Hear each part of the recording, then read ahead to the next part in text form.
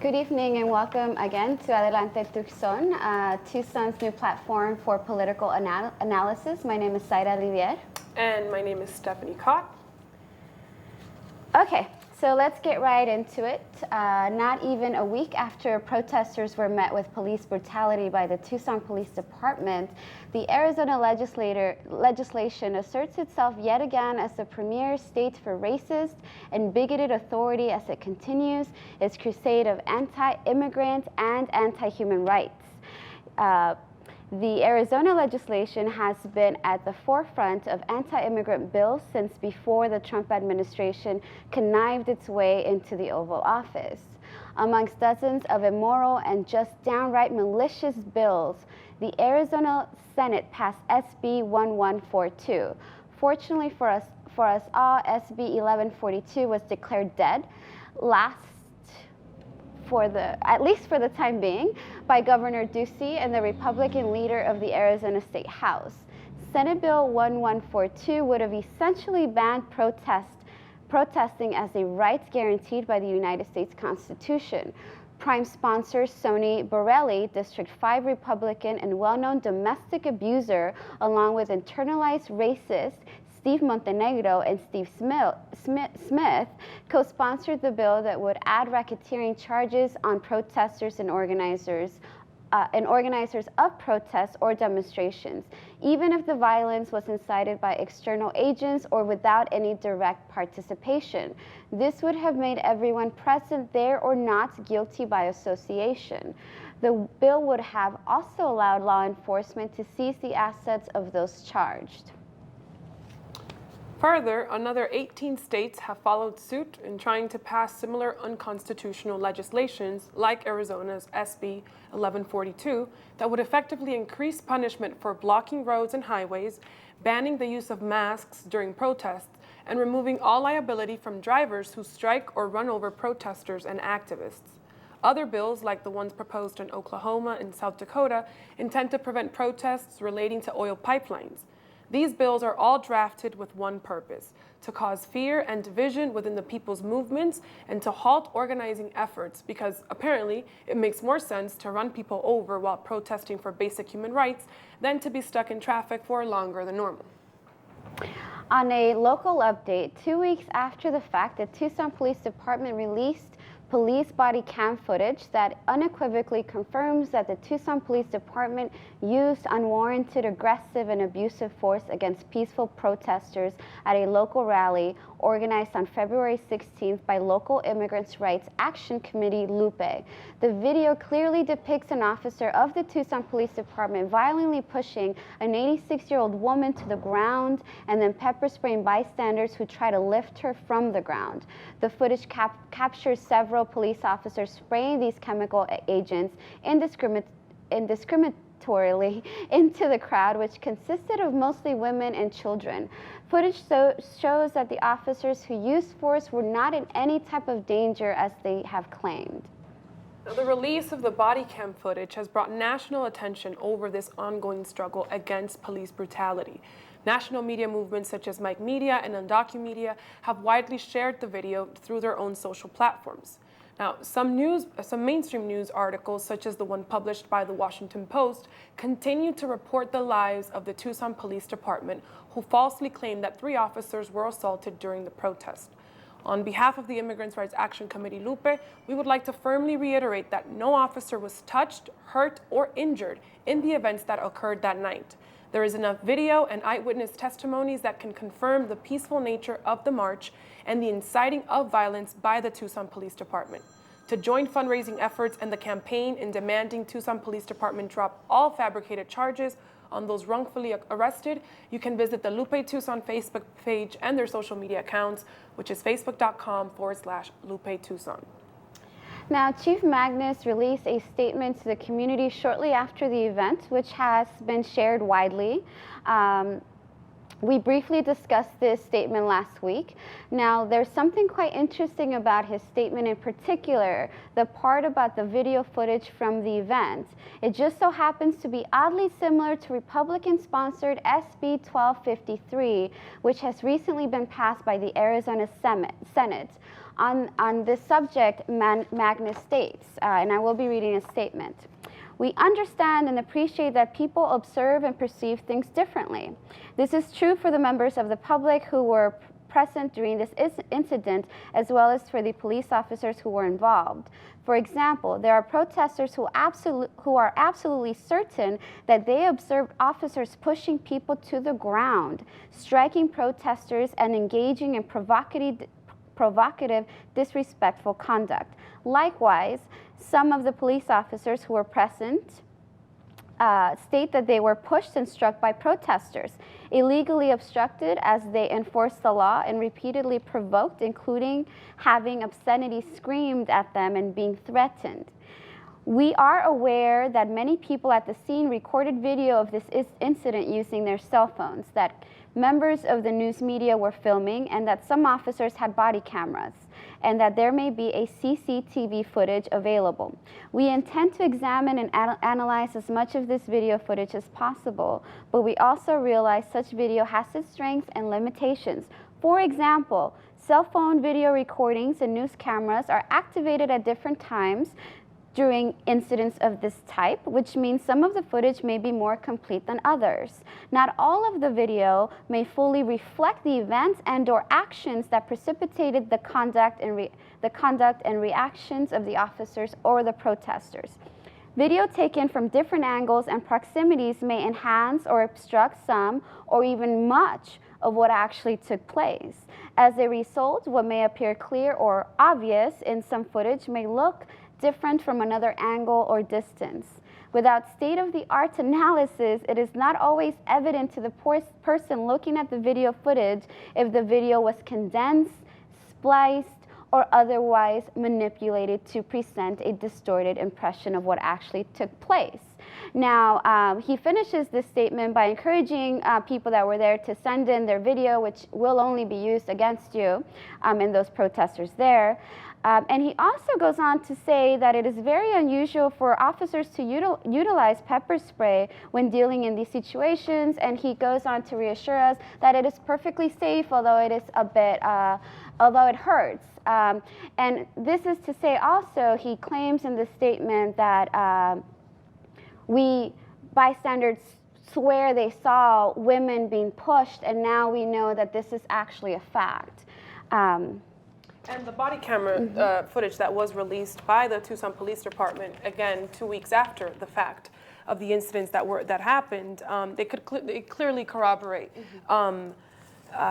the fact that the Tucson Police Department incited the violence. Now, the similarities between his statement and SB 1253, which just passed the Senate, still needs to be passed by the House, and this is it right here. There's 2 lines, which is notwithstanding any other law in an investigation of a use of force incident or an accident involving a law enforcement officer that resulted in physical injury where a video was recorded by the law enforcement officer, the investigation is not complete until the officer has had an opportunity to view the video and provide a clarification statement.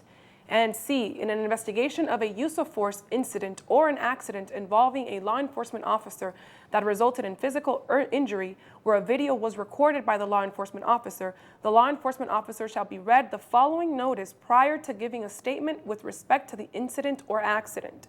So the statement that law enforcement would be read is video evidence has limitations and may depict events differently than you recall and may not depict any or all of the events as seen or heard by you.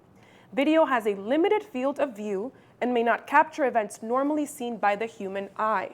The frame rate of video may limit the camera's ability to capture movements normally seen by the human eye.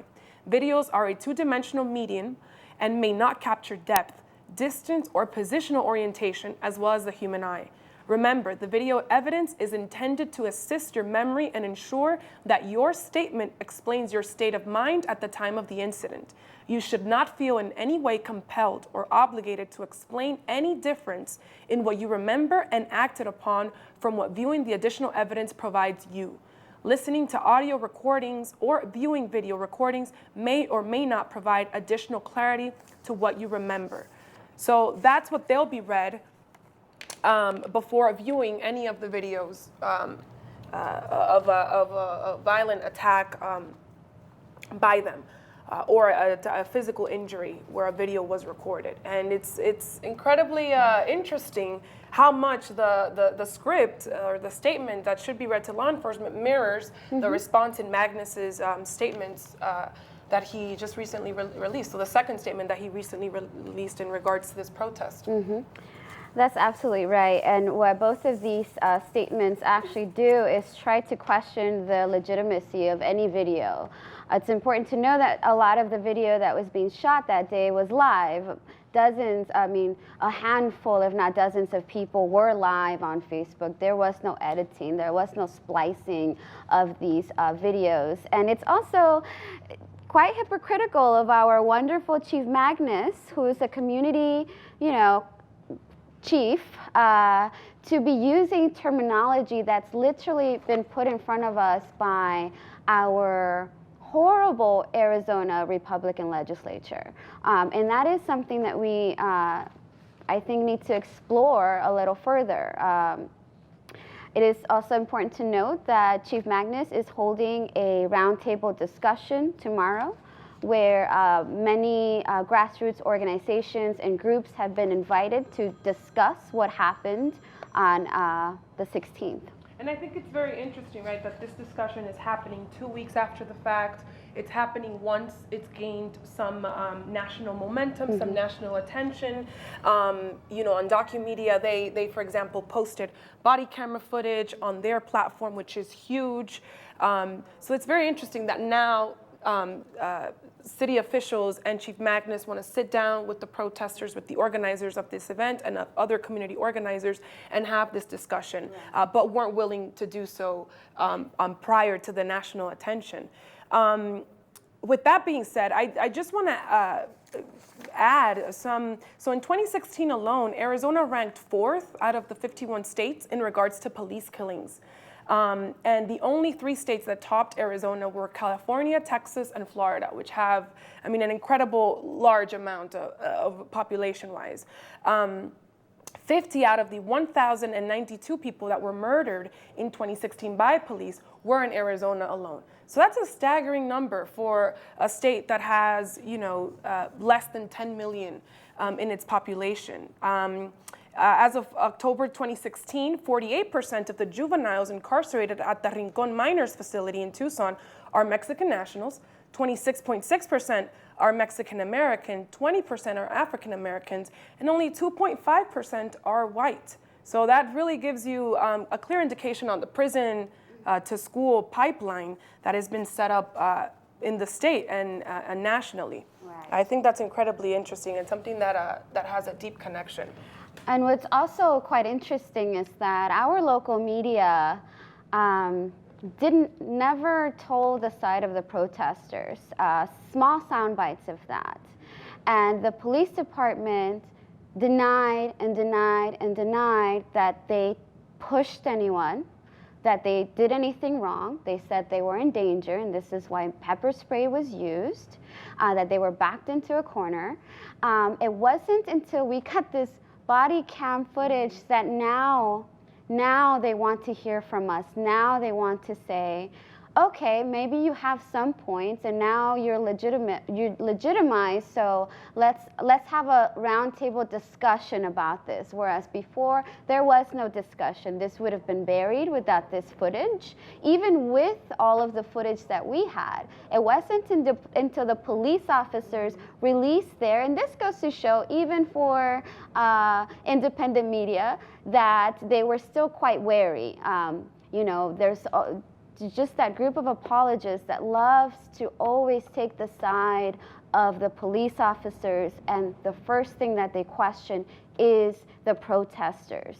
So that's something to also note, that we're lucky to have gotten this footage, because often protesters don't get their story told. Absolutely, absolutely, and we will definitely keep you all updated as to all of the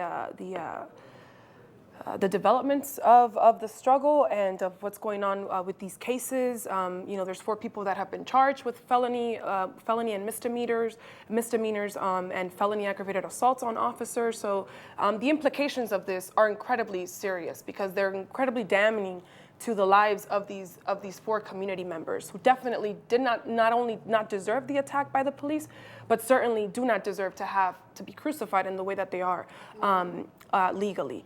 So we'll definitely keep you all updated as to that. And now, I guess to end on a lighter note, we'd like to welcome Golda Velez to discuss the Cooperation on Conference. So Golda, thank you very much for being here with us today. If you could let us know a little bit on the Cooperation on Conference. Yeah, no, thank you so much for inviting me. This was actually something that I thought of, like probably many people thought of right after the election, is like, we need to do something. And what is that going to be? And it so happened that I remembered my cousin does a really nice job. She's the principal of Palo Ferry downtown, a junior high where my youngest daughter goes. And she does a really good job running an unconference. Now, do you know what an unconference is? No, I've actually never heard that term before. Okay, it's different because instead of somebody planning, we're going to talk to you about this and this and this, and you will sit there and listen and learn. Everybody gets there, and we have a really quick time of, what do you guys want to talk about? And everyone makes a suggestion, and we put them up on a whiteboard into different classrooms. Everybody splits up and goes and talks about what the people at the unconference decided to talk about. And there's a really interesting rule. It's very different than if you were like in a classroom and you're listening to a really boring lecture. You're usually not supposed to get up and walk out. But in an unconference, you are supposed to get up and walk out. Because the idea is you are not supposed to be somewhere that is not meaningful to you. So if you are in a conversation that's not meaningful to you, you're supposed to get up and leave. So I guarantee you won't be bored because you can leave. And so when and where is the here's the little information about it. It is this Saturday. There are only about 30 spots left. So if you want to go, you should go to cooperation.org. You can just remember that it's cooperation.org. And click on a link, and you can register for it. We have a lot more spots just for some panels, because it's not only an unconference. We do have a few planned panels right at the beginning. And we have running for office, because that's one of the biggest ways to make a difference, is to start running for office. We're going to have Steve Farley, Ralph Fachu, who's going to run up in Oro Valley, which is where Steve Smith is, who sponsored that bill. And you get rid of him. Sorry. But the unconference is nonpartisan. You can actually come no matter what your opinions are. It's not only for one point of view. I have an opinion, but Victoria Steele will be there. Mayor Rothschild is going to come, but I didn't put him on the running for office panel. He's on the effective activism panel because he is a lawyer and he has been able to sue to make sure that our police department, which is doing the right thing in destroying the guns they seized. And Chief Magnus does want to destroy guns that are seized, and our legislature was trying to stop him from doing that. And our mayor is on his side. So yeah, I'm hoping that we have a good relationship with our police. I actually was at that protest, but we can talk about that some other time. But I think people just need to join in and learn from different groups. And so there's going to be a lot of different groups at this thing. The Progressives of Southern Arizona, Stronger Together, Indivisible, which has been really effective in making McSally hold a town hall, although she decided not to hold it in Tucson. But she held it in Sorita. A lot of people drove down, and she did hold a town hall. Right. And I'm hoping that last night I went to a meeting of the Sanctuary Coalition, which is dealing with some of the issues with having raids and having really aggressive enforcement of this. People don't really understand. They think that, you're not supposed to be here, you should therefore leave. And okay, there's a thing of rule of law, that's fine. But there's a reason that our Constitution has due process and equal protection under the law. It's that so you can't just go down the street and say, I think you're committing a crime, I'm just going to grab you and take you somewhere. You can't. That changes the nature of society. I wrote an editorial to the Arizona Republic saying that, that's a great idea. We should also have a bulldozer going down the street. If we see anything that's not to code, we'll just knock it down, like right now. They don't understand that that's changing the nature of things. But anyway, that's not the subject of the unconference. The unconference is here so you can share your ideas. you can come and say, what do you think needs to happen next? And get together with people who are really effective, who know what they're doing, and join forces with them and share your ideas and create something together. Instead of being at a protest, we'll actually sit down, relax, and come up with some new ideas. Definitely, and that's going to be March 4th at City High School from 8:30 to 3:30? That's right. It's this Saturday. The whole thing goes from 8:30 to 3:30.